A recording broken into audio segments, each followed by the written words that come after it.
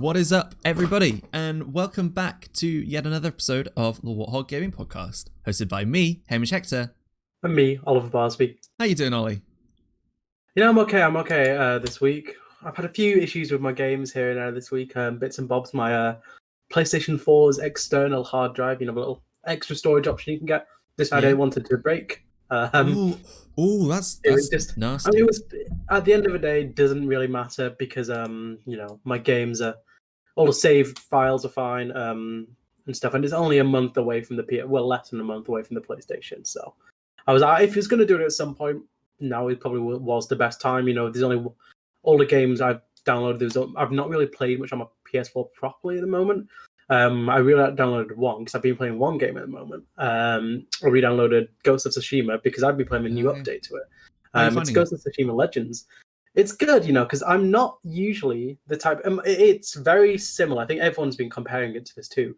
Similar to Avengers in a way, in terms of it's a 4-player multiplayer loop progression sort of type game. So the main Legends mode is like a survival, like waves of enemies coming out at you on different locations, and you have to defend those certain bases, like you do in the Avengers game, where you have to go and defend the certain areas of the map in certain locations. So it's very much like that, except fun. Okay.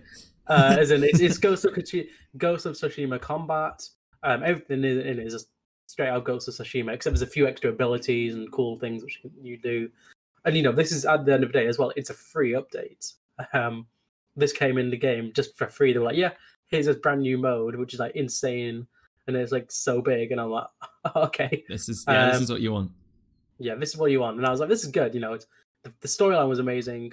How could they top that? Well, I won't say it's topped it, but it's just as good in terms of what I've been doing. So I've been playing a bit of that. I think I've just got to, because it's there's different tiers. There's 3 tiers, like bronze, gold, the extra one, and you can only get into the tier, and each tier has different. I don't know if it has different levels, but they get progressively harder. So yeah. I've just got into the middle one, into the silver or gold, excuse me. I've just got into there because you have to level your character up to a certain bit and unlock all these cool things. And mine he's just about got there. But it's very good, very very cool. And yes, so that's all I've been playing, because that's all I can really play on my PlayStation, apart from a few games which are still installed. But it means I'll be playing that, and then I think, next week actually I'll be playing Watch Dogs Legion, because I think that comes out for PS4. Yeah, it comes out really really soon. So I'm still on the fence about whether I'm going to get it or not. I've got so many games in circulation. It's I don't know. I really like the original Watch Dogs, but I never played Watch Dogs 2, even though it was meant to be better. And it was definitely better. And I didn't play.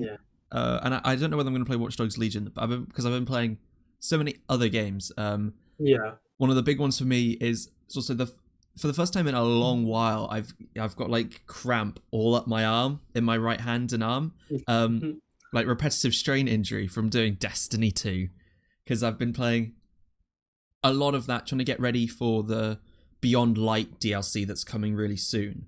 Because one of the big things about that is they're going to be removing a lot of planets, and all the missions, raids, quests, exclusive items that you can only get on those planets, gone. They're not going to be available anymore, or at least not in the form that they're currently available in. And one of the big and so there have been a couple of sites online saying, okay, these are the quests you need to prioritize. These are the things you need to do. These are the exotic weapons. Exotic weapons are the main big thing. They're the best tier. You can only equip one exotic weapon at a time. These are the weapons you need to get. And the one that I really, really wanted was from the Forsaken DLC, which I've just beaten, is Cade 6 Ace of Spades hand cannon. It's this sort of 13-shot... it's like a pistol, but it's a hand cannon. It's like a magnum. It does really powerful damage. And it's a really, really awesome weapon. But the best thing is if you eliminate someone with a headshot, they explode in fire and potentially damage other people. So that's really awesome. That reminds me of Borderlands 2, Borderlands 3 type weapon, exploding enemies with fire when you shoot them. And it has a couple of other perks as well. One of the smaller ones is when you're scoped in to sort of do these precision shots, you still have the radar up, so you can spot enemies that might be coming to get you. But anyway, that's a bit too much. But the main reason I wanted it is for like the story reasons. It's Cade Six's gun. He obviously died as part of the Forsaken DLC. He just like dies right at the beginning of it. You go through it all, you get the weapon, and then you have to do a bunch of challenges to do it. At first, it seems kind of easy, but it's a lot of just eliminating people. Yeah. And then the one that nearly got me, and the reason that I have the cramp that I do, is you've got to do crucible matches, which is like the PvP stuff, and you have to get 25 precision kills. And I could tell you, Ollie, is that difficult? I'm not good at Destiny 2 PvP to begin with, so I'm barely gonna get 25 kills. Trying to get 25 is it in one match or just across lots of matches, but I could see this taking me forever, and it really did. In the end, I looked up some guides and found like the right kind of weapons I need to be using, and now I have the gun and I feel really cool. I remember, because the PvP for me, because I played the first Destiny. I didn't play Destiny 2. I've not. I might when it comes out on Game Pass, when the Destiny 2 it's out now. Is on. Oh, when the new thing comes out, is it on the 12th? Oh, on Beyond Beyond Light, whatever. Yeah, Beyond Light's the next DLC, so that's kind of like that's a semi-reset. Obviously, a lot of stuff will be. I don't know. But I just remember because it was when I was really into like my first-person shooter sort of multiplayer stuff. It was like the Call of Duty age of when that was the best game for me. I just remember playing and didn't really enjoy it. I know lots of people say that was a really good part of the game, but for me, it just didn't work. Yeah. No, that's fair. I mean, from my experience, sort of I've gone back. So I got Destiny 2 when it first came out, and I really enjoyed it, but I fell off kind of quickly. I didn't have people to play with, and I need to start looking for people to play with soon, because I think that's going to happen again. But basically, for me, it was really liked all the story stuff of the first campaign. Then when it came out on Stadia, I went back. Stadia included all of the extra DLC, so I played the Curse of Osiris and some of that season, the season 9 stuff that was going on at the time. That was really fun, but just sort of fell off it again. I've gone back. I've now played Warmind DLC, which is good, but in the Forsaken DLC, the extra effort and cutscenes and story that went into that was really, really good. And it looks like they've done the exact same with Shadowkeep. So sort of, I would say for the story missions alone, it's worth playing. And I'm really enjoying it. They've done a lot of sort of small tweaks here and there to make it accessible to go out and do lots of these challenges. You know, one thing I'd like to try are the guided raids. So you can do a raid, but with rather than having to find 5 other people to play with that you can do a guided raid with voice chat, I think, and you can just go through as 6 random people and try and complete it. So I might try out some of those before everything does the big reset. But I'm just really loving Destiny 2. This weapon's really cool. It's a good time for what's it called, looter shooters, or looter shooters. Looter shooters or looter slashers, I guess that's what you can call Ghost of Tsushima with the swords and everything. But no, it's a good time for live games as a service, which is what they are. Which I would never have said before, because I don't really like games as a service. But I'm not really sure either, because I've fallen off Marvel's Avengers, so there's that. And I think that was a predictable end to Fortnite has its hooks in me still, though. I haven't stopped playing Fortnite. Fortnite Mares has just come out, the big Halloween event. It's very good. It's very good. I'm having a lot of fun. They did look cool. The skeleton ones look very cool. There's a Ghostbusters rumor skins, and every time they come out with new skins, they're just slowly leaking money out of me. Because it's like, oh, I need that. I need that. Are they as good as the Warzone's Halloween skins? It's got the what's it got? Saw, I think the guy from Saw. He's got Jason from Friday the 13th. It's got Mike Myers as well. I think they've got those skins in Warzone at the moment, and a new infected mode, which kind of plays how. Well, I think it plays how like the old infected games would a bit on the old Call of Duties. So yeah, all the battle royales are going for the Halloween stuff. Is that like the Halo infected game mode? No, the Call of Duty infected game mode. But how does it play? Because the one that the Halo version is you have 2 teams, one mostly of players and one of like just a couple of zombies, and the zombies have to try. You start out with like one sort of zombie, and then in the original one you start with one zombie, and then like he kills somebody, and then they become a zombie, and then Yeah, exactly same you in go Halo. yeah, go on that. But it's a bit like there's more. Everyone starts out as a person, but then when they got killed, they turn into a zombie, and then they have to. But they can. If you get killed as a zombie, you're out for good. Apart from Ah, how you can okay. fight your back. But if you're a zombie, you can obviously you can kill other people. And if you kill two people, or you pick up two drives, or like I don't know, like Something. vaccines or some sort of vials, and when you pick up two, it's like, oh, you're cured, and then you come back as a normal person. They've So kind of got something like that in Fortnite. So when you die, you come back as a shadow and you can fight people. You can't become a human again, and if you die as a shadow, you're out. But you slowly build up a shadow team, and this is even in like solos.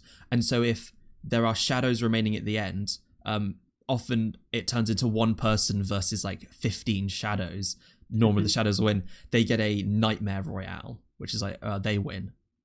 The big team wins. So it's not the end of the world, and actually it's kind of useful because it adds up to your victory royale total. But it does seem on the first day it seemed like okay, it seems like a normal game mode. You can still get a victory royale fairly easily. then Now no. I don't believe it could happen because normally it gets like the bottom 10 people, and then there are 10 living people and 20 ghosts. The ghosts will just hang back, let the people whittle themselves down, slowly build up their army, and then it'll be 30 people on one person, and it's just not winnable. No, that does not sound like a choice where you can win. Yeah. Although the feature I really like is the shadows can eat items to heal themselves, and then they just absorb them. So when they're killed, they then get items scattered everywhere. So it's kind of a fun way to move loot around. Sorry, Nice. getting excited. No. And there are a few things to get excited about this week. So yeah, we're gonna get into that. We've got 3 news stories, and these are mostly suggested by Ollie, but I saw them as well, and I thought they were really good. So I didn't have anything to add. No, they're the ones where they've been the biggest news stories this week. So the first one we're going to go with talking about things to get excited for, because Ollie, you are a massive fan of Death Stranding. It's one of your favorite PlayStation games. Kojima Productions has confirmed they're working on something. A new project. And they're looking to hire the best-in-class talent to work in their Tokyo studio, as per Kojima Productions tweet. Yep, they just Cool. it's Death Stranding. Death Stranding came out on PC. I think what was it, June maybe? I think it was around June, and it came out, and that I think was the end of the sort of Death Stranding type thing for Kojima Productions. I think people were thinking, oh, are we going to do DLC? Are they going to do this X, Y, Z? I don't think it's going to happen anymore, which is fine to me. I think the game ended how it was. Yeah. And now they're moving on to the next project, which is very exciting because Hideo Kojima, as while we've got the people who are always overhyped, he's renowned as one of the best games directors, or the ones who can consistently put out new and original stories, and innovate and stuff like that. So it's very interesting to see where it's going to go. I'm just I suggest this because I think who knows what Hideo Kojima's going to do, when he will do it. We don't know. I think Death Stranding took maybe 4 years to develop, so I don't think we'll be seeing this soon. We might see a trailer in like 2022, or maybe the Game Awards 2021, maybe if it's something, an announcement of what it is. But that's the thing. There's been so much speculation about what it is. Will it be Death Stranding 2? Will it be a new Silent Hill game? Will it be a Metal Gear Solid title? Who knows? I don't think it'll be anything. I think it'll be either a new IP or something in the same Death Stranding type universe. Something along those lines. Just because I think Konami does not want to give anything to Hideo Kojima. No, I think that this is. I don't think he's going to be working on something like Silent Hill or Metal Gear Solid.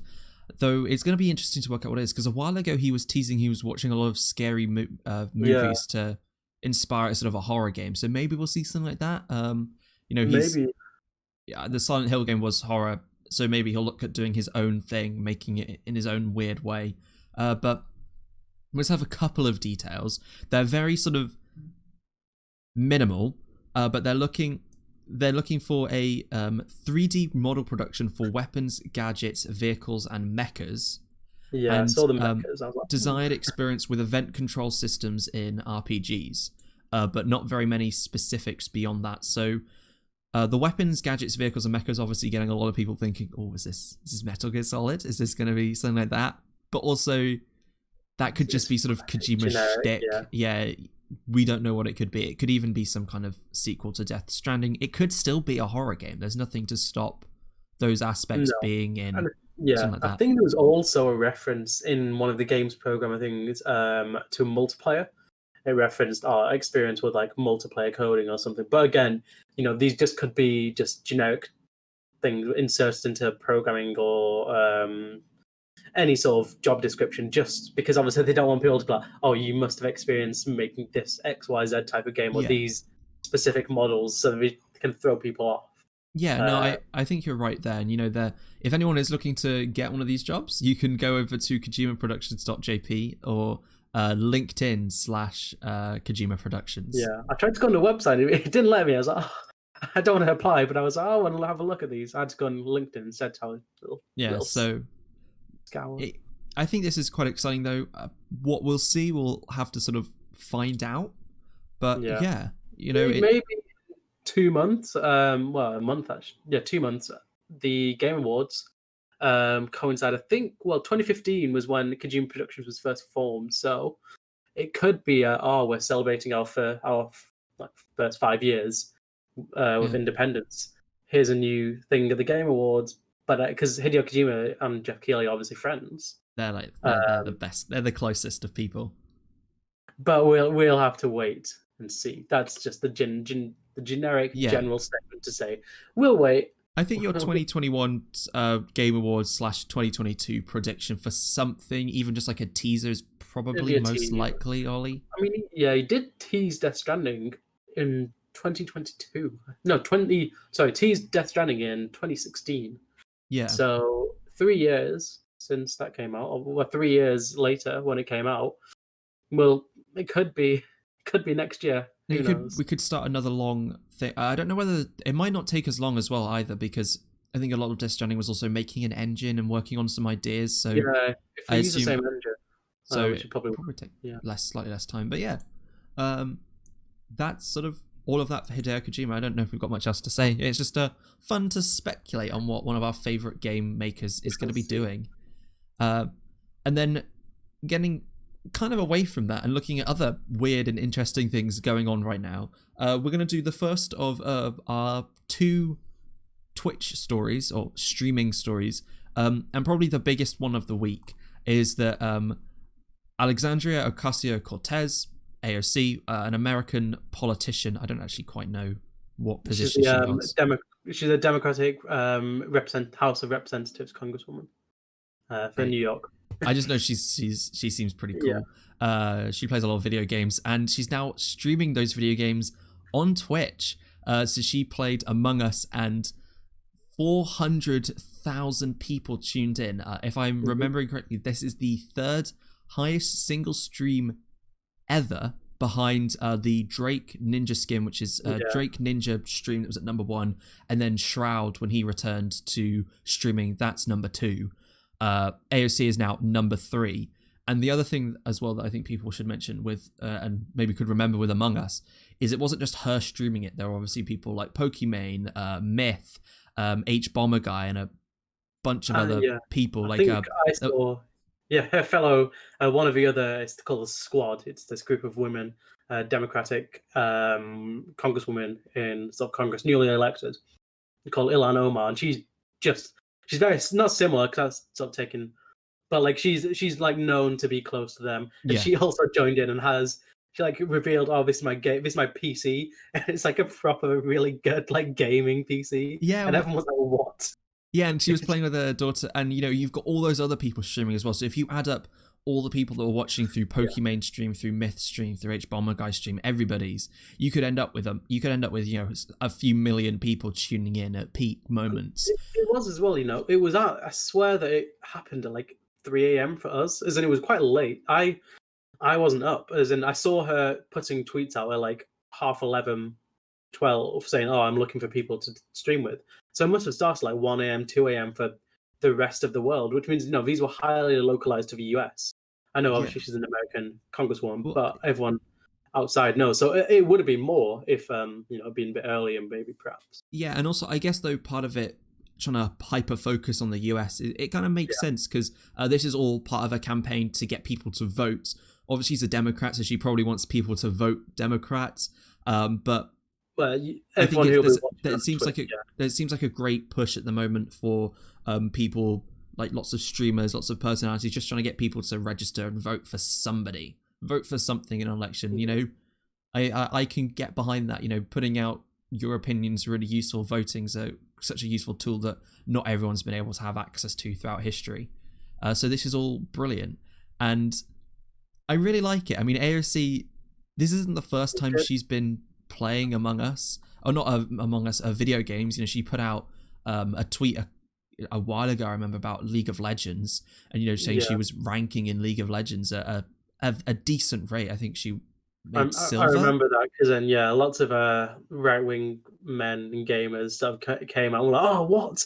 Oh, I bet she's not very good. I bet I'm better than her. And it was like I think some like professional gamers, like pro League of Legends players, came out and were like, oh, I bet I'm better than Alexandria Ocasio-Cortez. And it's like, yeah, but you are literally a pro gamer. Yeah, you're playing all the time. That's your job. She has to work as a politician, who I assume does quite a bit, because I think she does like legal stuff as well. You always see her like in doing talks and stuff. So the fact that she can also on the side of that be ranking somewhat highly in League of Legends, that's impressive. And like I think it really shows this sort of younger generation of people coming in and being like, this is what people do. Like you mentioned the gaming PC of Omar. Okay, I could see her name written down here, but it looks like 2 eyes in the font that they've used. So IL, so just trying to work it out. But her gaming rig, being like, this is a decent setup. It's like, yeah, this is what people sort of spend their money on. It's becoming cool in the outside of politics. You've got Henry Cavill's been like the big PC gamer guy, Mr. Witcher himself. I mean, I found first one, so I did. I found it funny because she was the one congresswoman who stood up in Congress and said to all the sort of older Republican and Democrats who didn't really know what Twitch was, and she was like, stop using, like, saying the US Army shouldn't be recruiting people using Twitch. It's not fair. Shouldn't be using it as a platform to do. And it's kind of like, oh, well, she's gone, well, if they're going to do it, I'm going to do it to recruit people to vote, which obviously isn't as bad as, or it's obviously very different to recruiting people to join the army. It's apples and oranges when you think about it. But I was, she's been like, right, well, if they're going to do it, so am I. I'm going to recruit people. I'm going to try and get people to come and vote, use it as a political platform, which is very cool, I think. Yeah, TV's used, Twitter, social media's used. It's only inevitable that a game streaming website as big as Twitch will be used in this. The only one thing, not even bad, but I found funny to say was, if you look at the tweet which she put out asking for people to like play Among Us with, I had to laugh at like everybody who like even like attempts to stream, or just anybody basically. Like you look at the comments and there's like thousands of comments by like random people who like they might just be verified and they'll have like a few thousand stream followers, and they're all like, oh yes, can we please play, please, and it's just like I don't know. I found it funny. You gotta get on that graph, Dolly. We're trying to build up our streaming stuff, and if I'd been awake, I probably would have tweeted as well. Wouldn't have been any successful. We've got what, 3 followers at the moment, but yeah, you've got to try. I just found it funny. I was like, oh no, everybody is definitely like, I think every streamer comments on it, and fair enough, as you said, you might as well get out and go for it. But I was like, oh, yeah. But then as well, I think what's really awesome about this is that I think it's often been maybe a slight joke, a bit of a meme. The idea that when you are thinking of someone to vote for, that the go-to line is like, oh, I could have a beer with that person. And I think now, obviously, in part because of lockdown, we can't all meet up as easily, so you can't necessarily go and grab a beer with anybody at the moment. But also sort of particularly for our generation, a little bit older and certainly younger, you've got the fact that it's less about, I could get a beer with that person. It's like, I could play a video game with that person. I could play Among Us with them. They seem really cool. And like it's humanizing a politician, you know, it's like, oh, she's just like me. AOC is exactly like me. You know, she has the same tricks and tactics when she's the imposter. She's as bad at doing, or she's as good as doing her tasks as I am.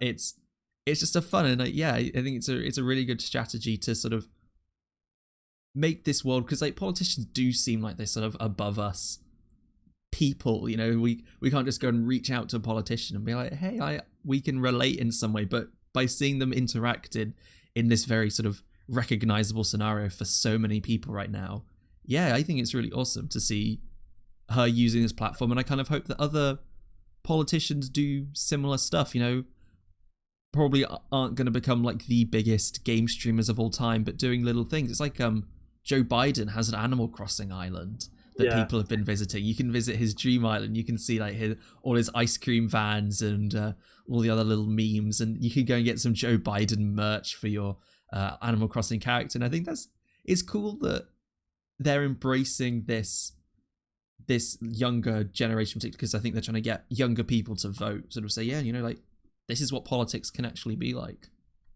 Yeah, it's there's definitely, I think for me, there's a fine line to tread between politicians doing it because, you know, they can and like, oh, they think it's fun, and then politicians doing it be like, oh, this is the cool thing to do. And it's like some 65-year-old senator from Iowa who's never picked up a games console or game controller in his life, and he's going on there going, let's play, what's the biggest game at the moment? Let's play Genshin Impact, and he's like, what's up, everybody?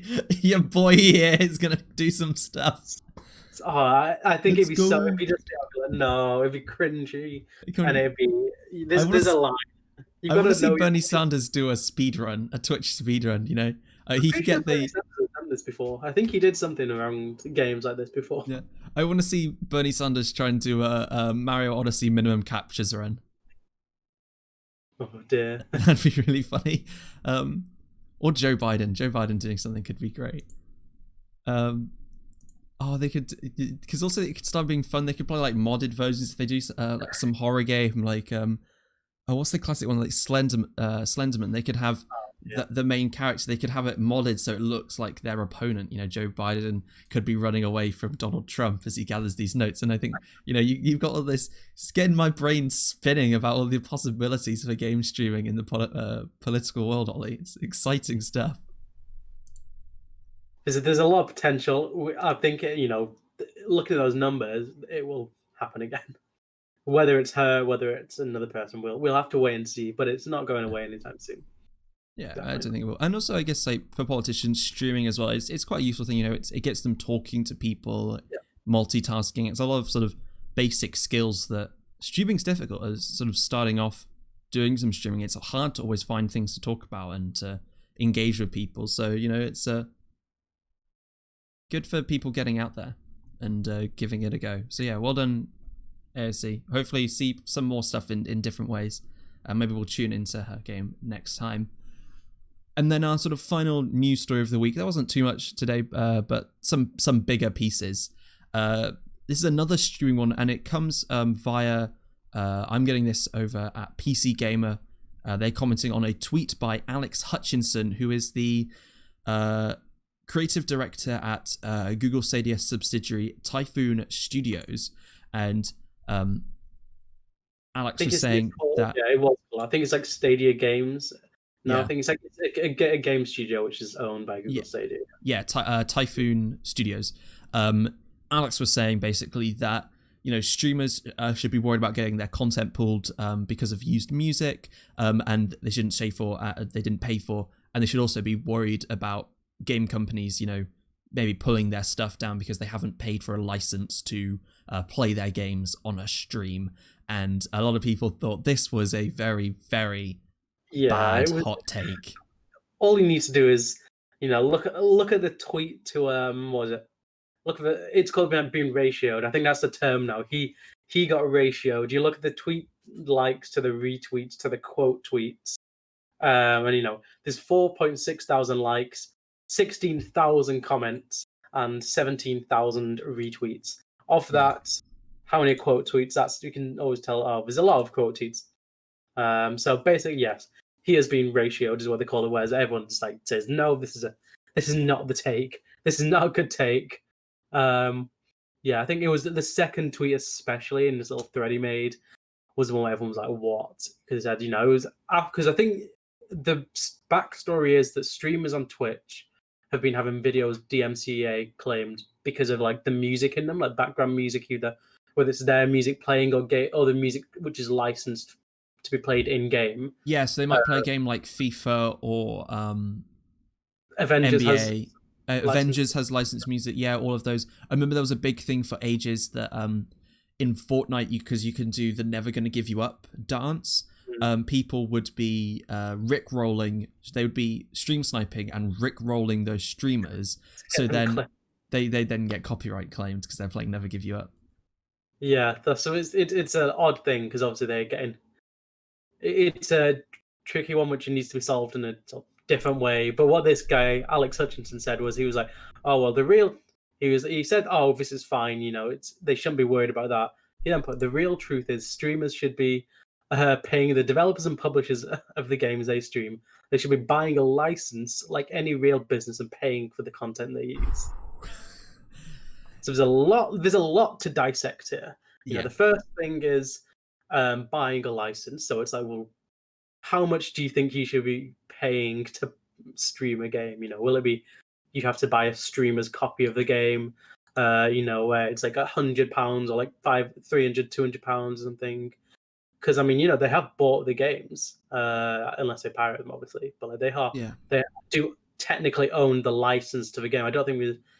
I think he's essentially trying to call for, well, games should put in a thing. Oh, the license for these games isn't to stream it or something like that. But I'm not sure. I'm not sure the logistics or legalness of that or what it is at the moment. But then there's also the whole other thing, which I think he's definitely why I think he's been like ratioed the hardest, or where like content creators and everyone in the games industry has been like, okay, this is why Google Stadia has not done well, or this is why this guy just doesn't know, is that the main reason game companies want people to stream these games, want them to put out YouTube videos, is because it's good promotion. The best advertising a game company can have, aside from putting out their own, well, better than their own adverts, is having a streamer stream these games. How do you think Among Us exactly took off the level it came to? Do you think it was through the game itself, just this 2-3 person studio just going on a massive, expensive advertising campaign? No, it was because I think a few streamers started streaming it. The same, it's kind of similar, I guess, a little bit with Fall Guys. It maybe not quite, because it was a free game on PS Plus, but again, you watch someone play it, you get into it. Lots of people watched it. It's Fortnite was big as well, like sort of Ninja and Fortnite. There were other streamers as well, but Ninja's the go-to name. They were sort of symbiotic, so as one got bigger, the other one got bigger, all the way up to the top. When streamers play like small random games, just like indie games, like single player ones, you can track the like number of players playing the streamer, and then like there's a lag, and then like a day or two later, like the number of players playing the games on Steam like goes up if like one of the big ones does. So yeah, it's honestly, it was a very bad take. Everyone said it was a bad take, and then in fact it was so bad that Google itself, like Google Stadia, had to come and say, no, we don't. This isn't what we agree with. It. They said to, I think it was 9 to 5 Google, so a very on brand place for them to report to. It's a good site actually. I've used it a few times in the past. Give them a click. They said the recent tweets by Alex Hutchinson do not reflect those of Stadia, YouTube, or Google. And then Google's own head of gaming for YouTube. Because obviously, YouTube itself is owned by Google, and that is one of the biggest places for streaming anyways. He said, we believe publishers and creators have a wonderful symbiotic relationship that's allowed a thriving ecosystem to be created, one that's mutually benefited everyone, which, is very true. And I think it's just it's a hot take, but not a good one. And I think everyone's been there, be like, no. Yeah, because I think it kind of got scrapped, or not maybe scrapped, but it's just sort of not happened yet with Stadia, was they wanted that big streaming and YouTube video integration where you'd see somebody playing a video game, then you could jump into it and play it with Stadia. So, Google obviously push one, or at least at first wanted to push Stadia to be this sort of thing that you could use alongside streamers. So they're very much not going to be supporting this. You know, I don't quite know where I want to come with this, but my thinking really is, I would be really interested in seeing for maybe different games how streaming affects them. You know, if you can work out, does streaming make a game more popular? Because there are some games where I can definitely see like, oh yeah, I'll watch a YouTube video of that and that will make me want to, or a stream and that'll make me want to play it. But there are some games that just go, oh, this isn't a game I'd ever play, but I'd watch someone else play it. Yeah. And there is kind of that element of, I can to an extent see where this guy is coming from. Sort of saying, you know, people should license this content maybe differently. You know, there's music licensing and all of that is an important thing for that industry. And you know, I could almost see, you know, getting a streaming license for games. It doesn't seem like, for me at least, it doesn't seem like the worst thing in the world. I can definitely see if there are all these great benefits why you want not to do it, because I guess there's a difference between music and video games, where music is you just listen to it. I think one music track is 2 minutes long, 3 minutes long. You know, you wouldn't listen to half a song and then go, oh, well, I'll go and buy the song myself.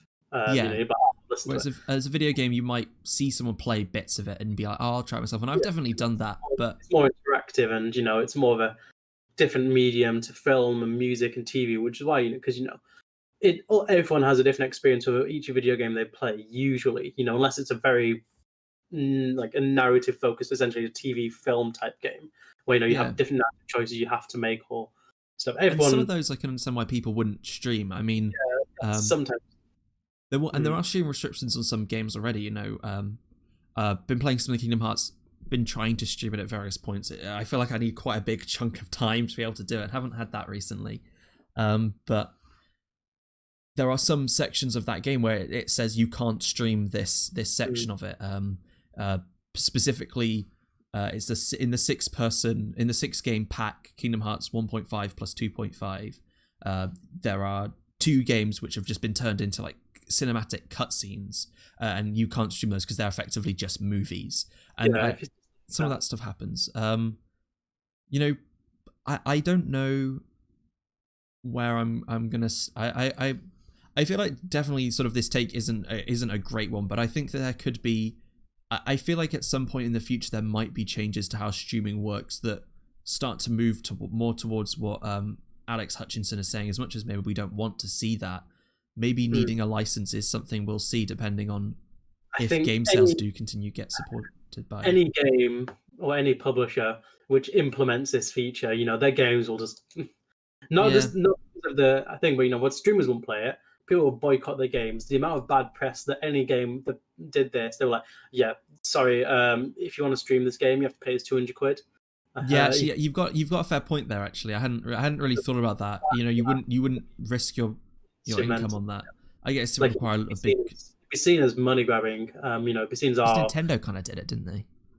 Yeah, I guess they do a bit. I think they even scrapped it in the end because it was that poorly received. And I think basically people went, well, why would I stream Nintendo games if I don't need to? And they just found ways to get around it and circumnavigate their rules.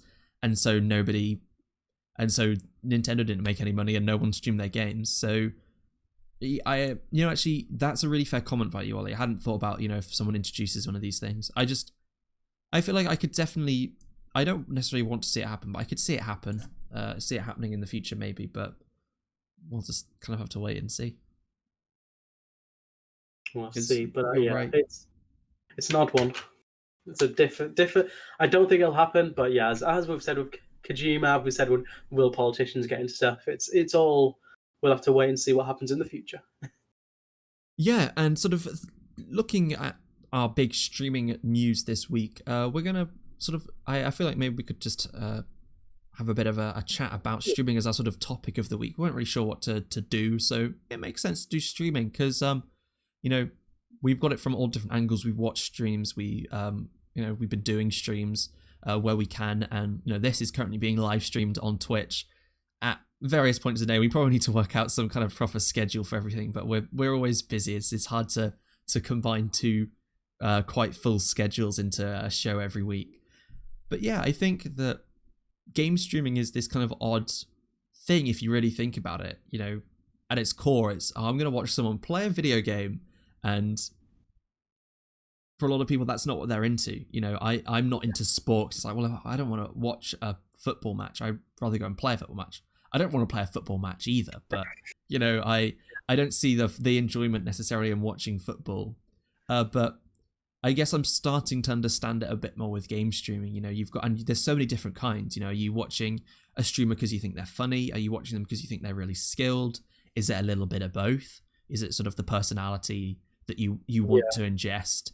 And I think it's really, really awesome. We've seen such a wide, odd variety of people using streaming in so many different ways. So yeah, what do you think of streaming, Ollie? I think, you know, as you said, it's one of those, I don't think, whilst it is for the games, I think one of the key components for streaming now is the personality, you know. You see the streamers who are the most popular, and usually it's either they're really good at games or they're really entertaining, you know. People often now don't really just go and watch the game unless it's like a game they're properly interested in. And when they want to watch people be skilled at it, lots of the time now, you know, people will just go and watch Ninja, or they'll go and watch Dr. Disrespect or Shroud or Limmy, who is this Scottish streamer who does like game streaming, but he's like an entertaining stream. You know, it's like a comedy routine. You know, and you have all these people. You'll have like comedy streamers who are like everything they do is trying to make you laugh. You know, you have the competitive ones who are trying pro gaming every time. So you've got the competitive side of it, and you've got ones who like do gaming news sort of streaming. You know, they'll do the games and they'll play games, but they'll be talking about gaming whilst they're doing it. Or they'll have like a show, and they talk about it in that way. So you've got a massive variety of sort of ways, and that for me is what's streaming about it. You know, I personally say I don't actually watch many game streamers. I don't know. It's just not what I don't. This way, I don't have much time, and when I do, I watch YouTube videos of them doing it. You know, I don't watch it for like an hour or a couple hours on end. I think I watch like 10-minute clips of them playing a game, or like 10-minute segments of them talking about something. That for me is what I mainly do. Yeah. But it's a bit, if like you said about football, you know, some people do say, oh, if you like football so much, go play it. You like you like this game, just go play it. And I think to an extent people do that. You know, if you watch football, chances are you might play it. If you watch this game, chances are you might go and play it later. But it is also it injects an element. Is the way I see it. So you know, it injects a different element that is completely. It's like, you know, on a football pitch, you have all the different players, all these different tactics, and managers do all this stuff. You know, it's very different to how you would go and play football yourself. You know, unless you literally are playing football for a professional Premier League club, it's very different to how you would play. And it's the drama and the excitement and the thrill, and that also translates to how these games are. The only difference is, I guess, for gaming, for me, it's like it's more you can actually get that experience easier. But by like going out and buying the game and playing it yourself. So I think it's very, I don't know. I think I'm streaming. That's a mumble of my thoughts. Yeah, no, because I think I'm really with you there. Because you know, there are different games for different things. Like sometimes it's like a game where I haven't played it, but it's really fun to watch. You know, for a while that was Fall Guys. There's games like Dead by Daylight where they are so well designed for multiplayer people to do. It's like a lot of Gmod videos that I watch. I think that's such a great game to watch. People either do in video on demand or streamer fashion. And then there are these games where you see it and you want to go and jump in. You know, Among Us and Fall Guys were really that for me. Like I just really wanted to give them both a go. And then there is the sort of the sport aspect of it. You know, I've played Mario Odyssey. It wasn't my favorite game in the world, but I did enjoy it. And I know it was tough. There are sections of the game that are really hard, and I really have enjoyed. My favorite streamer is a guy called Small Ant. I think he's Canadian, American or Canadian, but I think he's Canadian. And he holds the world record for the Super Mario Odyssey minimum captures run that I mentioned earlier. So he can beat Mario Odyssey making only 3 captures in the entire game. Sorry, is the first one a frog? You have to get the frog, don't you? You don't have to get the frog. Do you not? That's the most common one that people can skip. You can do jumps. I think what are the three? You have to. I know one's Bowser at the end, but then there are just two others that I can't even remember what they are. But yeah, there's like, and it's such this and it's really insane to watch them do it because it's like, because also speedrunning adds in this whole extra level of puzzle solving because it's like, okay, you start off with things like the frog. How can you do this jump in such a way that you can avoid capturing this thing? Okay, let's do that. Oh, the first capture is at the end of that kingdom. You have to capture one of the electric wires and zoom off into the distance. Oh, yeah. So that's one. And then there's one in the middle of the game. And then there are things like, okay, so you've got to find all these glitches so you can get through Fallen Kingdom by like just glitching into walls and getting moons this way and that way. And then, you know, how can you defeat this boss without... how do you avoid bosses? Because like the first boss fight in that kingdom against the woman with the giant golden chain chomp, you have to do captures to win that run. So you need to find enough moons to not have to do that boss fight. And all of that stuff. One of the big things that really altered this category was Metro Kingdom. Also, when you first go to that, it's Night Metro. And it's this big boss fight where you're going through the evil cities, robots have taken over, and you have to do so many captures to be able to do it. You need the tanks and all of that. And it's a really easy place to mess up because if you get knocked out of the vehicle, then you've got to recapture it, and that's another to your total. You obviously have to fail the run at that point. They found a way that you could... So this is the craziest thing that you do. So first, you've got to play Mario Odyssey in 2-player mode. You play with Mario with your hands and then Cappy with your feet. Next step, you have to find a way to do an awesome jump/glitch to get to the painting that will take you to Metro Kingdom a bit early, but you're on a platform that's really far away. Final step, you have to use a metronome and perfectly time throwing Cappy after doing this specific sequence as Mario. Cappy will then fly really far, and there's a small chance that you'll hit one of the checkpoint flags with Cappy.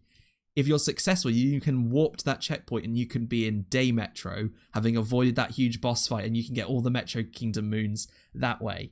And then you get all those moons, you leave, you go back to the previous kingdom you were in, finish that off. Then when you eventually go to Metro Kingdom, it's still the nighttime, but it loads and you've got all these moons, you can feed them all into the Odyssey, and then you can go on to the next place and you just skip it entirely. And it's just crazy how like... how dedicated, how smart people are discovering and finding out all these insane things. Yeah, this other one as well. I don't know how they find this stuff, but they found that in Bowser's Kingdom you need to do this like capture this. I think it's called like CCing, this capture thing so many times to like warp up to various points. But in the final one, it's impossible to do this on. So what you need to do is you need to get this nut. This big giant seed that normally makes this green stalk grow really large. You need to find this nut, get it wet, throw it in water. For some reason, when it's wet, it changes its properties. Then you can do this. You can basically do this thing where you throw the nut, dive towards it, catch it in there, and then you keep throwing it, and it propels you forwards and up slightly. And if you do it from a certain starting point, you'll get high enough to then be able to jump up this last little bit, and avoids doing a couple of captures again. And it's truly insane to watch these people do it and being like, yeah, they can beat Mario Odyssey in just over an hour, and they've only done 3 captures the entire run. The thing is, it's not just Mario Odyssey, you know, every single game. I mean, if you watch, was it AGDQ or SDGQ, the Awesome Games Done Quick or Summer Games Done Quick, the charity live stream events where it's just for speedrunning, you watch those streams, and you know, it's insane the amount of stuff people can get up to in those speedruns. Yeah. I remember the final one is there is one capture you have to do in Fallen Kingdom with the giant dragon. Oh yeah. That's the other one. So there's only 3. You got to capture 2 poles and then Bowser at the end. Wow, that's impressive. That is. People feel like Fallen Kingdom's the one where you might be able to lose it because it's a fun category as well. Because if you can, for ages, I think it was something like 14 captures, and then in a 3-day period, it dropped to 3. And obviously it's one of the, and because it's the minimum captures run, if the world record's currently an hour with 14, if you come in with a 2-hour long thing, but you've been able to do it with 3 captures, then suddenly you're the new leader because you've set the new minimum. And it is really cool to sort of see this all. I found it so interesting to sort of absorb all this content, finding out how other people play video games wrong. And it's fun to watch streamers do it. And it provides such a brilliant way for speedrunners to generate income as a Twitch streamer, because they can just do these runs all day. Like, that's the training they'd have to do normally. Now they're actually kind of getting paid to do it, which is awesome. They can put out their videos on YouTube, and often they'll do other things as well. Like they'll do, I've watched like a lot of Nuzlocke challenges or various other randomizer Pokemon challenges, which seem really cool. Small Ant did another one recently where he played Soul Silver, but only won using shiny Pokemon. And he didn't use any spoofs. He had to keep resetting his game until he got a shiny. So he started off, he got a shiny Totodile, and then as his starter, and then played through it. And basically every gift Pokemon, or like guaranteed Pokemon, he'd reset it. And it'd be really funny because sometimes it would be like, the first one didn't take him that long. I think most of them didn't take him that many resets until the Electrode, and it took him best part of like 20 hours to get a shiny Electrode. And then after that, he got like a Lugia and a shiny Ho-Oh in like 20 resets. Yeah. Between them. And it's insane that the effort and the skill that goes into it, and also keeping this all entertaining. You know, having done some streaming, it can be hard when there's not much going on to keep entertaining, or at least feel like you're being entertaining. Even when there's stuff going on, it's hard to be entertaining. It's a long time, isn't it? Yeah.